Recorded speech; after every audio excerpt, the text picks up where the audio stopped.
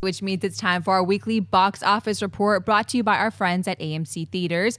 Debuting at number 1 this weekend is the new Jack Black film Goosebumps. The family horror film based on the popular series of books takes the top spot, bringing in $23.5 million. Dropping down to the number 2 position is the Matt Damon film The Martian, making an additional $21.5 million, bringing its worldwide total up to just under $320 million.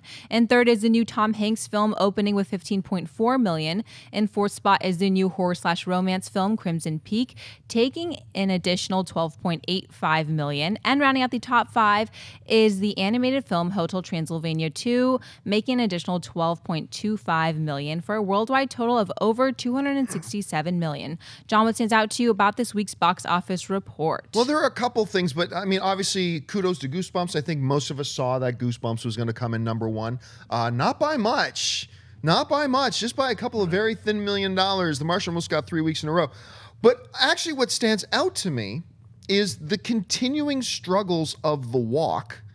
The Walk has now only pulled in like $9 million worldwide. This week came in 13th place. And Pan continues to struggle mightily. In its second week, it made like, what was it, $5 million in its second week for a $25 million domestic on a $150 million budget. These are numbers that studio execs get axed over. Oh, yeah. So, and I liked the marketing for Pan. So we talked about this last week. I really thought it would do better. I didn't think it would do magnificent blockbuster numbers or anything, but I certainly thought better than this. I also certainly thought The Walk, while I think we all knew it wasn't going to be a blockbuster, I was expecting better of that. Bridge of Spies, right around where I thought it would be. Crimson Peak, I thought would be a little higher than 12. I put around 18 to 21, but it came in a little bit lower. But yeah, man, The Walk and Pan are the ones that stick out to me the most. Schnepp, what about you? Yeah, I didn't see that Pan was even in the top. What was it? It was number 13. It was no. The Walk was 13. Pan came in number 6. Okay, in its second week. Yeah, I mean, I guess, you know, these kind of remakes like Lone Ranger and things that are just like out of everybody, like only people who are like 70 or 80 will remember. I remember Peter Pan. It's like, you know, Peter Pan's almost there, like being just phased out. They needed to do it as a horror film, or I mean, you know what I mean? It has to be like a complete, total reboot in order to get people very interested to see Peter Pan again, or just re-release the original animated film. I bet that would have done better than Pan.